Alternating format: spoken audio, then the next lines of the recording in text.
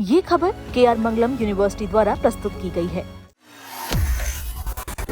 भारतीय medical education system एक ऐसा ताना बाना जहां हर छोटा बड़ा बदलाव सीधे लाखों छात्रों, डॉक्टरों और देश के हेल्थ केयर सिस्टम पर बुरा असर डालता है।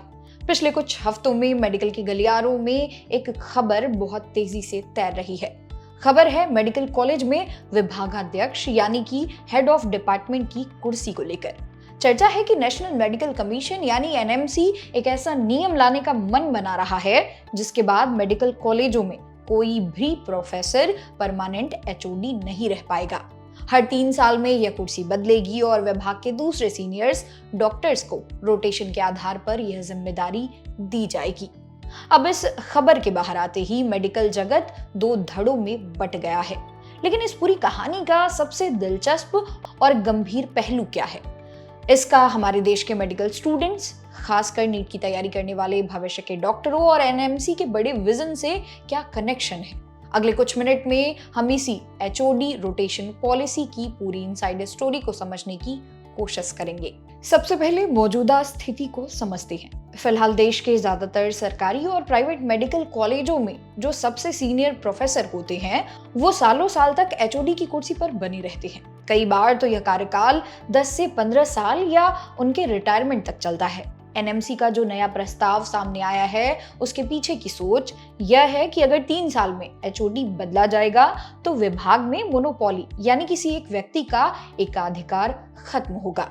इससे विभाग के बाकी एसोसिएट प्रोफेसर्स और प्रोफेसर्स को भी लीडरशिप का मौका मिलेगा, जिससे एडमिनिस्ट्रेशन में नयापन और पारदर्शिता आएगी।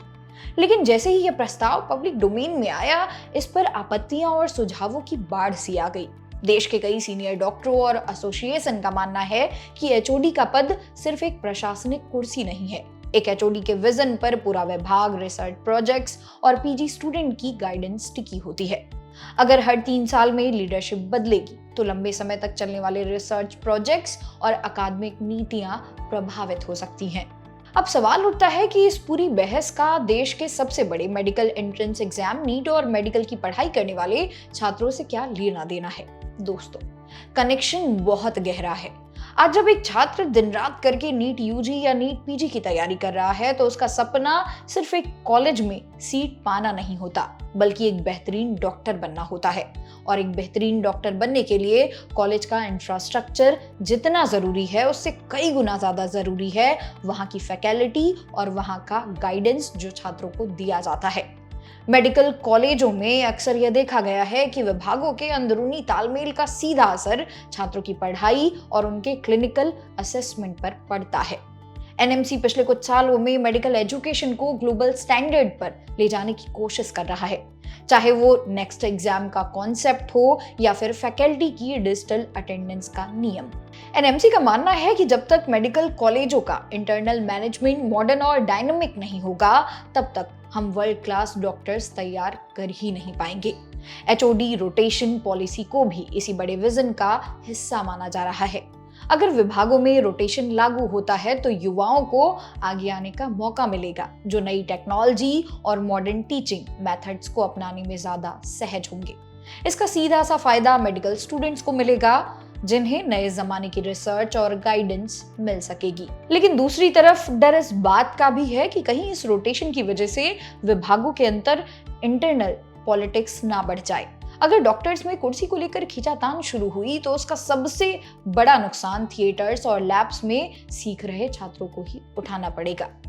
तो ऐसे में इस पूरी बहस का क्लाइमैक्स क्या है? क्या यह नियम लागू होने जा रहा है? इसी सस्पेंस पर अब खुद नेशनल मेडिकल कमीशन यानी कि एनएमसी ने बिल्कुल फुल स्टॉप लगा दिया है। बढ़ते विवाद और चर्चाओं के बीच एनएमसी ने आधिकारिक तौर पर सफाई दी है। इस नियम पर अभी कोई अंतिम फैसला नहीं लिया गया है। आयोग ने साफ किया है कि यह प्रस्ताव अभी सिर्फ और सिर्फ चर्चा के दौर में है। एनएमसी की एक स्थापित प्रक्रिया है कि वो किसी भी बड़े नीतिगत बदलाव को लागू करने से पहले देश भर के मेडिकल कॉलेजों, डॉक्टरों, शिक्षाविदों और छात्रों से सुझाव मांगता है। इस बार भी यही किया गया है। फिलहाल देश भर से मिले सुझावों और आपत्तियों का अध्ययन किया जा रहा है। सभी पहलुओं की बारीकी से समीक्षा करने के बाद कोई रास्ता निकाला जाएगा जिससे मेडिकल शिक्षा की गरिमा और छात्रों का भविष्य दोनों ही सुरक्षित रहे। तो दोस्तों, कहानी का सार यही है कि मेडिकल एजुकेशन में रिफॉर्म्स यानी कि बदलावों का दौर जारी है।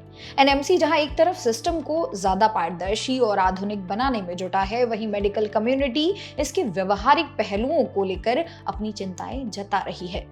बदलाव जरूरी है, लेकिन वो ऐसा होना चाहिए जो हमारे देश के हेल्थ केयर सिस्टम को मजबूती दे।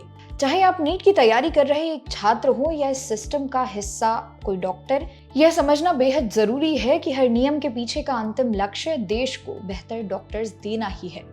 अब इस एचओडी रोटेशन पॉलिसी पर आगे की जो भी फाइनल जानकारी होगी, उसकी हर सटीक अपडेट हम आप तक पहुंचाते रहेंगे। आपको क्या लगता है, क्या मेडिकल कॉलेजों में हर 3 साल में एचओडी बदलना एक सही कदम है या इससे नुकसान होगा? अपनी राय हमें कमेंट सेक्शन में जरूर बताइएगा।